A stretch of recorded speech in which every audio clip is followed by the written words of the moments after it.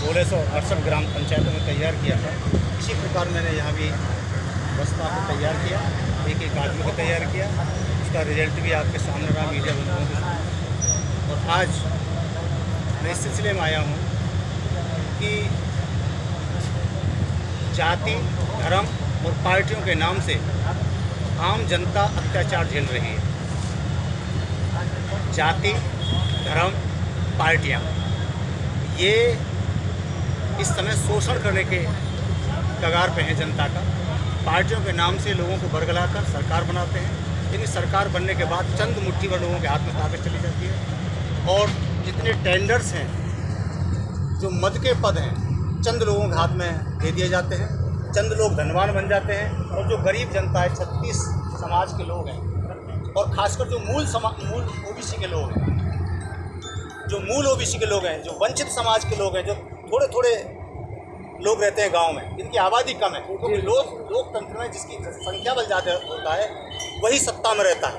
लेकिन जिन लोगों का बल नहीं है, कम संख्या बल है, उनको न्याय नहीं मिलता। तो आज ज़रूरत है कि जाति, धर्म, पार्टियों से ऊपर उठकर हमें मानवता की लड़ाई लड़नी है, सामाजिक न्याय की लड़ाई लड़नी है, जो राजा वीपी सिंह जी ने, भारत के प्रधानमंत्री जी ने शुरू की थी। मंडल आयोग, और वो मंडल आयोग मूल ओबीसी के लिए किया था, वीपी मंडल के नाम से। आप मीडिया बंधु हैं, आप भी भगवान नारद मुनि के अनुयायी हैं, तो आपका फर्ज बनता है कि जो ताकतवर लोग हैं, धन्ना सेठ हैं या ताकतवर मीडिया हाउस हैं, जो जनता की आवाज़ को नहीं उठा रहे हैं, चंद चालाक लोगों की आवाज़ को उठाते हैं अपने फ़ायदे के लिए, तो आप जो सोशल मीडिया है, हमें आप पर पूरा विश्वास है कि आप ये आवाज़ घर घर तक पहुंचाएंगे।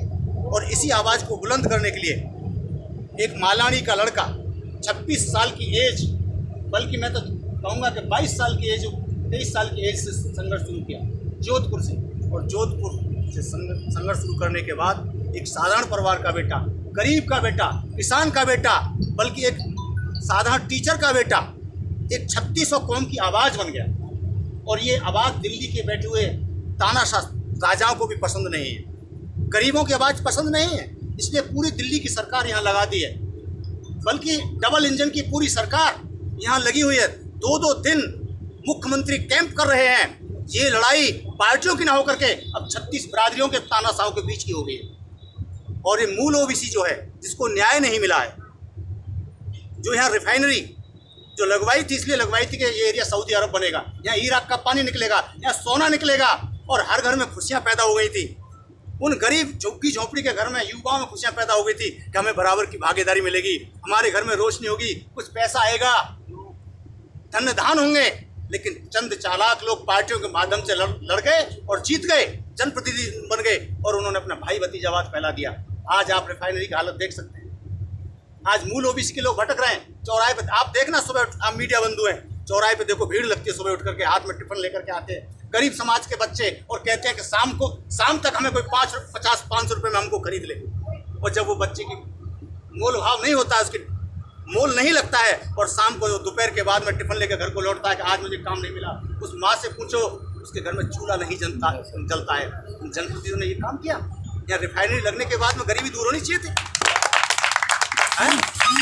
आप बताइए, चंद चालाक लोगों के हाथ में सारे अर्थव्यवस्था का काम रहेगा? ये जितने भी तस्कर हैं, कौन लोग हैं तस्करों को बचाने वाले कौन लोग हैं? उनको संरक्षण देने वाले कौन लोग हैं?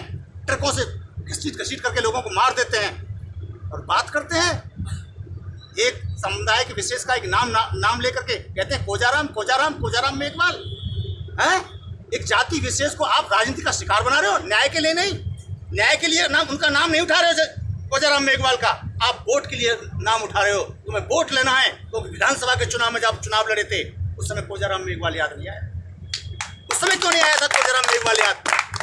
और जब आज आया है तो आपको धनाऊ कांड भी याद आना चाहिए था, आपको डांगावास कांड भी याद आना चाहिए था, आपको मेवानगर वाला कोलाराम मेघवाल भी कांड याद आना चाहिए था, आपको शाणी वाला पारसमल मेघवाल भी कांड आना चाहिए था, और आपको ओसिया के अंदर जो डाबरा गांव में कांड हुआ उसको भी याद आना चाहिए था। मथानिया में भी कांड हुआ है। और तो और झुंझुनू के अंदर दलित समाज के बेटा और बेटी दोनों एडवोकेट हैं, और एडवोकेट, मीडिया के लोग एडवोकेट, डॉक्टर, इंजीनियर, ये जगा हुआ समाज कहा जाता है। ये समाज की रोशनी होती है। आज उन पर अन्याय हो रहा है। वहाँ का जो बार है, उस बार में एक ही समुदाय के विशेष के लोग ताकतवर हैं, वही अध्यक्ष बन गए हैं, और वहाँ जो अन्य जाति के जो वकील हैं उनका शोषण होता है। आज दोनों दलित समाज की, रैगर समाज के बेटा बेटी जो दोनों वकील हैं, एडवोकेट धर्मपाल बंसीवाल और एडवोकेट सरोज बंसीवाल, आज उनको बहिष्कृत करने का काम किया जा रहा है। और गोलबंदी की जो उनकी कोई गलती नहीं है, हम तो तुम्हें बाहर से निकालेंगे। क्यों? तो तुम्हारी ताकत है, एमपी तुम्हारा, एमएलए तुम्हारा, जिला प्रमुख तुम्हारा, प्रधान तुम्हारा, सत्ता में बैठने वाले लोग आप, मंत्री आप, प्रदेश के अध्यक्ष आप लोग हैं, तो क्या और इन गरीब लोगों को जीने नहीं दोगे?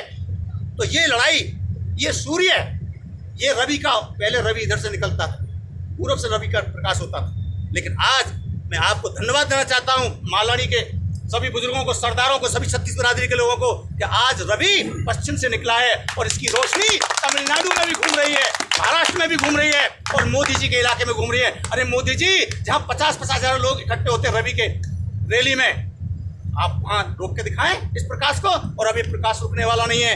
ये रविंद्र भाटी चुनाव नहीं लड़ रहा है, 36 बिरादरियों का वजूद चुनाव लड़ रहा है। माता बहनें चुनाव लड़ रही हैं, जिनके चूल्हों की आज आग बुझ चुकी है, उनको रोजगार नहीं मिल रहा, उनके बच्चों को बेरोजगार बना दिया इन लोगों ने, पेपर लीक करा दिया। लोग डांस कर रहे हैं मंच पर आकर के, इलेक्शन के टाइम में डांस क्यों डांस कर रहे हैं? कि जब वो सरकार में थे, मंत्री थे, अध्यक्ष थे, पावर में थे, जब पेपर लीक करा रहे थे और भाई भतीजे के लोगों को आरपीएस बना रहे थे, आरएएस बना रहे थे, डॉक्टर इंजीनियर बना रहे थे, इसलिए तो वो डांस करने आए थे कि देखो हम तो खूब धन्य हो गए हैं, लेकिन हमने तुम्हें कंगाल कर दिया है, इसलिए यहाँ डांस कर रहे थे। ये डांस कर है क्या? ये इलेक्शन डांस कर है क्या?